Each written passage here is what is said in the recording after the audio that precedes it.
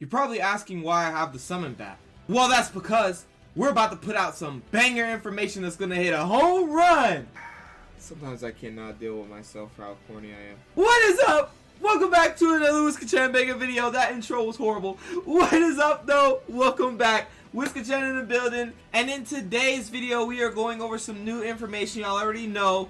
First off, the first thing I want to go over is Rosaria's information has been updated, so it's more of accurate information than a translation. So we're going to go over that information, as well as 4 new weapons that are coming to the game. Now, I don't know if these are coming in 1.4. Actually, they're coming in 1.4 100% most likely. Especially some are going to be in the weapon banners and whatnot. But we're going to go over those 4 weapons, as well as the newly translated Rosaria. And we're going to have some fun with it, baby. So sit back, relax, and enjoy this banger video. But before we even get into this video, if you are new to the channel, make sure you smash the subscribe button down below. Join the subscribers on the grind to 2,900. And if you did not know, yes, most of you are not subscribed. So go ahead and hit that button. Make it from red to gray, and also smash the like button and hit the notification bell to be notified of all my daily uploads. But that's about it. Without further ado, let's get right into this video. So first things first, I want to give a shout out to Honey Dodo Gamma. This is the person who basically manages the Honey website, and I just want to say we greatly appreciate them for updating us on all this information and whatnot. And yeah, so let's go ahead and get right into it. Okay, so one thing to note is some things are still in Chinese. Some things have not been translated all the way, like the numbers like this and whatnot. Well, not this, but actually these right here. So we just like use Google Translate so we can translate these. But everything else, the description, everything else has been translated. So anyway, let's get right into it. As you all know, she still has the stab aggression of attack percent, which is pretty unique to a 4-star character, meaning she's supposed to be a DPS, I guess. So let's go ahead and continue on. By the way, attack percent on stat progression is actually really good. Even though it's probably not better than crit damage or crit rate, it's still a really good asset to a 4-star character, definitely. If she could have had anything else, like cryo percent or anything, but she has attack percent, so that's actually pretty good. Anyway, we have her elemental skill, which is called Ravaging Confession. Rosaria swiftly shifts her position to appear behind her target, then pierces and slashes it with her pole arm, dealing cryo damage. This ability cannot be used to travel behind large opponents, basically.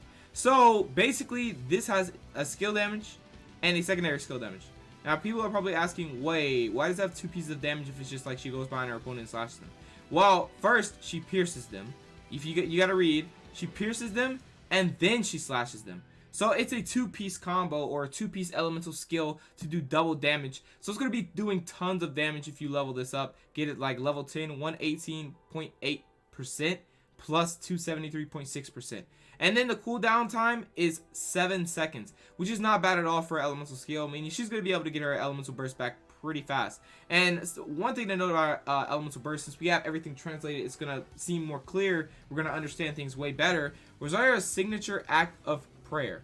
After swinging her weapon to slash nearby opponents, she summons a frigid ice lance that strikes the ground, dealing cryo damage both times. So basically she's going to slash for cryo damage, then she's going to summon a frigid ice lance that strikes the ground and then deals cryo damage, right? So while active, the ice lance will periodically release cold air, dealing more cryo damage to surrounding opponents. So we're talking about a 3-piece elemental burst.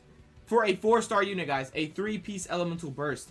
So, you know, I'm not gonna lie, guys. I'm expecting every 4-star to be built with some type of super special kit from now on for how Rosaria is built. Because Rosaria is built really, really good. I can actually see her probably as a 5-star if they just, you know, upped her damage, upped her, you know, rarity and whatnot. But definitely a 3-piece damage on a elemental burst. That's insane to me. Anyway, you have the skill damage, right? So she swings to slash her opponents, right? So that's going to do this damage, initial damage, and then an additional damage. And the additional damage is once the lance hits the ground, right? So it's going to do cryo damage on the slash. So say, for example, we're level 10. We're going to do cryo damage on the slash, 155.52%. Then once the lance strikes the ground and deals the cryo damage, we're going to have 230.4% additional damage. And then that's not to mention that the continuous ice damage from the lance that periodically releases the cold air to do cryo damage, we're going to get additional damage right here. And the duration is 8 seconds. So that means throughout the 8 seconds, I don't know if this is going to go by second or if this is going to go, you know, whatever it's going to be. They probably have to still update that. But If it's going by every second, that means this is going to tick for 8 seconds. So imagine 194 or basically 200% for 8 seconds, guys. That is tons of damage. And then you're already doing tons of damage on your initial skill damage of your elemental burst, and then your after skill damage from the lance striking the ground and doing the crowd damage. So it's going to be tons of damage. The cooldown time is still 15 seconds, and the elemental energy, or the energy that you need for this elemental burst, is 60. So for sure, guys, I can see her as a DPS.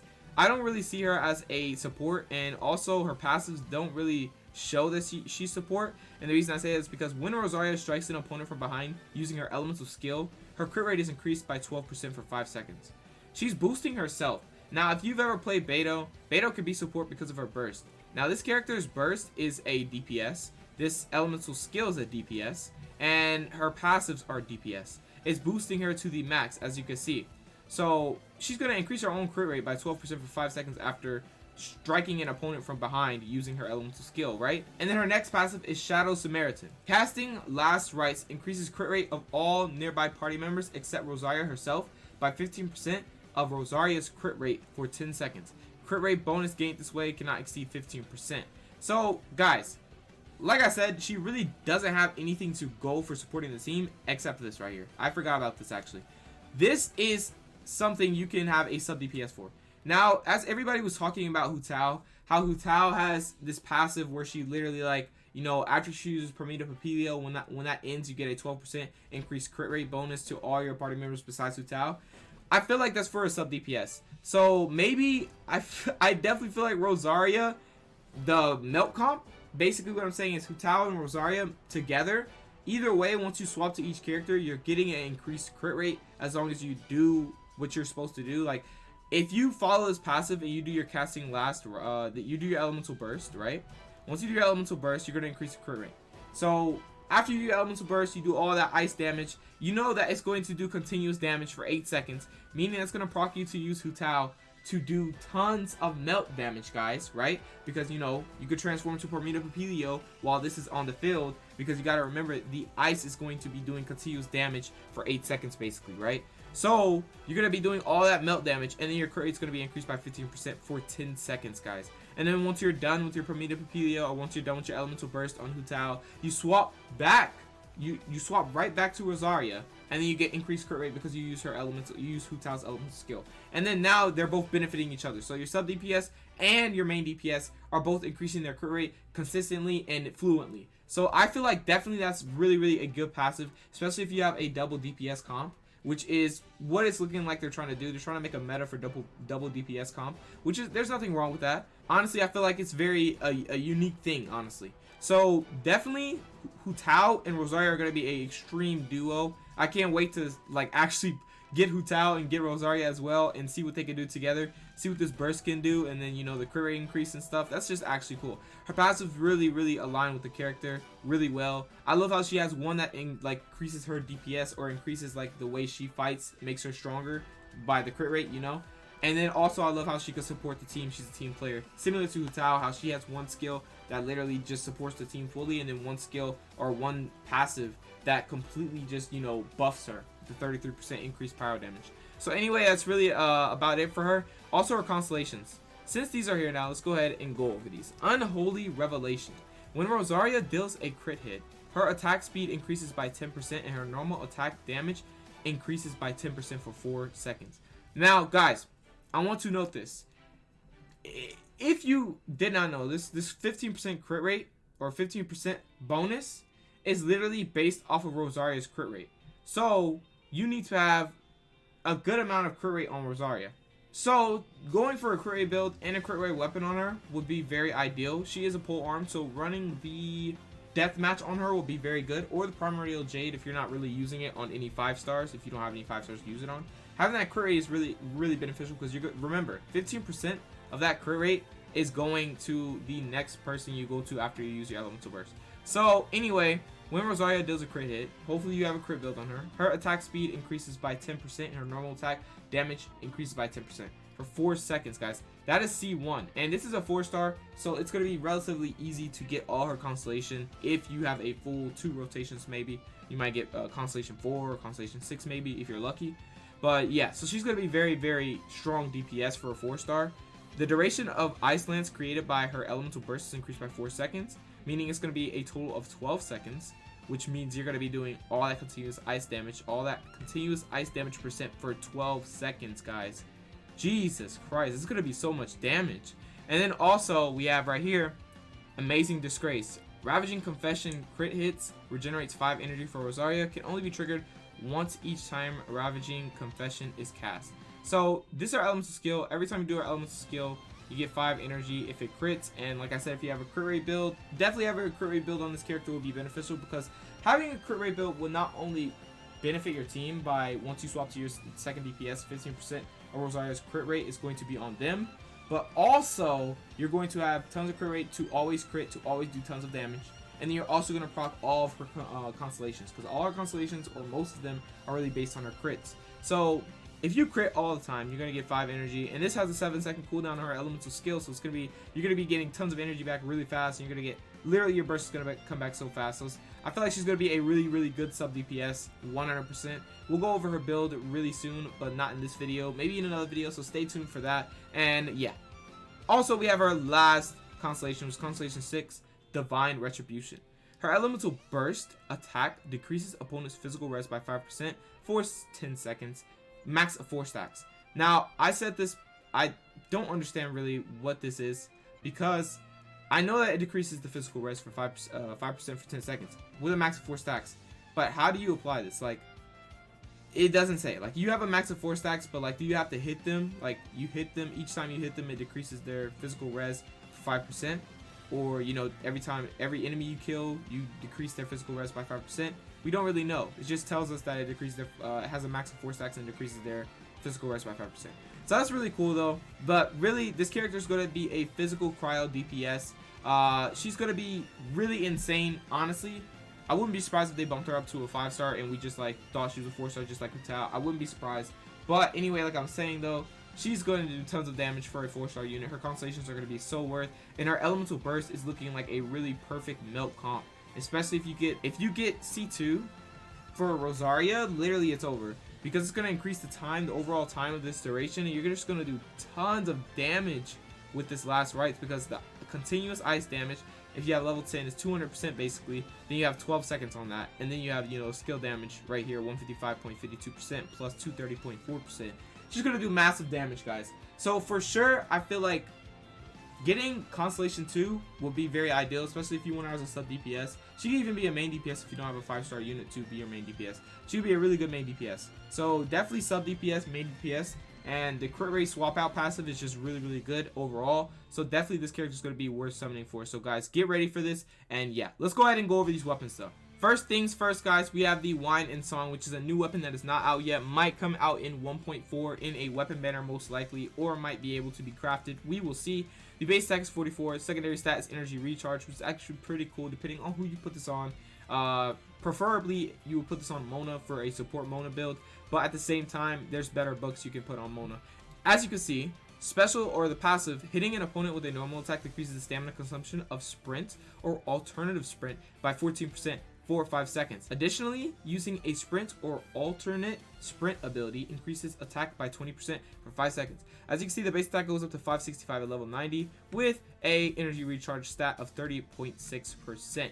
Now this weapon, like I said, there are better weapons you can run on Mona, or I mean, you can run this on any other character. Maybe you want to run this on Sucrose or, you know, any other character you want. But honestly, there are better weapons. Now we have the free weapon that will be coming in 1.4 called the Wind Bloom OD. Now this is going to be a very interesting weapon. I think they're giving us a free Refinement 5, just like they gave us on the Festering Desire in the Dragon Spine region on the Dragon Spine update. So definitely look forward to this. We're getting a free Refinement 5. So let's go ahead and go over it. It has a secondary stat of Elemental Mastery, and the passive is after using an Elemental skill, you will receive a boon from the Ancient Wish of Windbloom and gain 16% increased attack for 6 seconds, guys. So as you can see, it goes up to 510 at level 90, and then the Elemental Mastery goes to 165. Now this is really useful depending on who you use this on. Elemental Mastery is actually really good, especially for reactions if you have a reaction comp. But honestly, it's just a free weapon is a free weapon. Free Refinement 5 is a free Refinement 5. We take those. So anyway, at Refinement 5, since you're getting Refinement 5, let's go ahead and go over it. After you use the Elemental skill, you will receive a boon from the Ancient Wish of Windbloom and gain a 32% increased attack for 6 seconds. So guys, once we have Refinement 5, we're getting a 32% increased attack bonus. That is insane. This is going to be a really good weapon. I'm happy that it's going to be free. I'm happy that 1.4 is offering us some stuff, because, you know, free-to-play players always need some type of relief, because, you know, maybe they got shafted in a banner, or maybe this, maybe that, but they just need some new, you know, new content, new things to level up, you know, because I know, trust me, free-to-play players, y'all have it rough. Weapons are hard to get, characters are hard to get, you can't get every character you want, you literally have to choose between them, and it sucks, I honestly know. So I'm sorry for that, but at least they're giving us free stuff like free weapons and whatnot. Wait until they give us a free 5-star weapon. Anyway, now we have the Alley Hunter. Now, the Alley is actually a decently new category of weapon.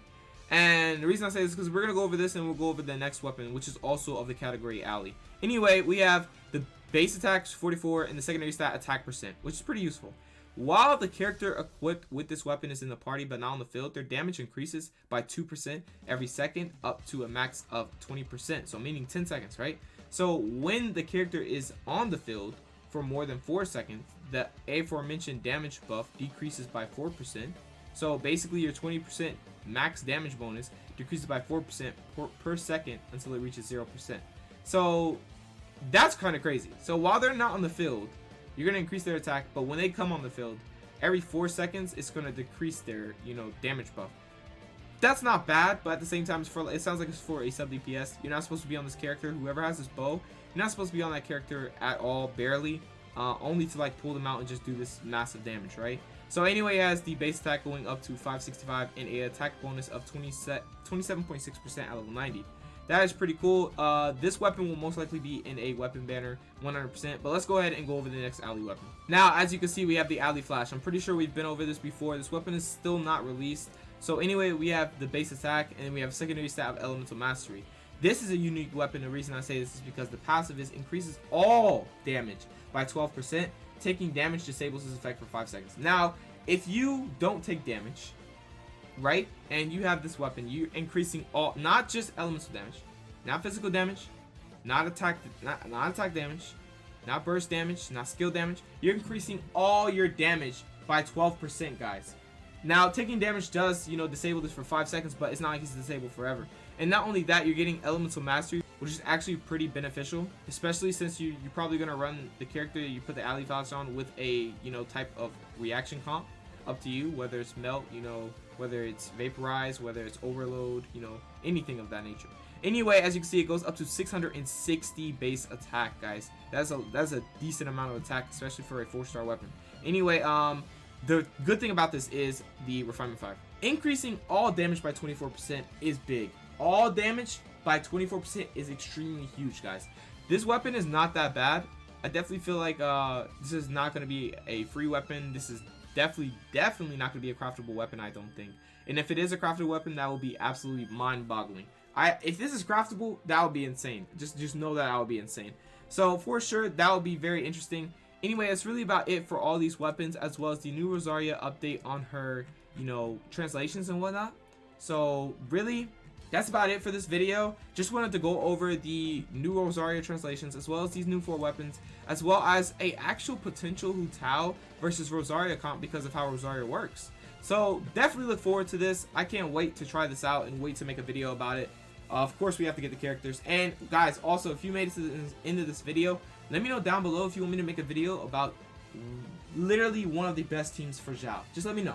So anyway, thank you to everybody who came out to watch the video. I hope you did enjoy it. And if you did, make sure you smash the like button down below and you join the subscribers on the grind to 2,900. And also smash that notification bell to be notified of all my daily uploads and smash the like button. But without further ado, I'm going to catch you guys in the next video. I love you guys and peace out.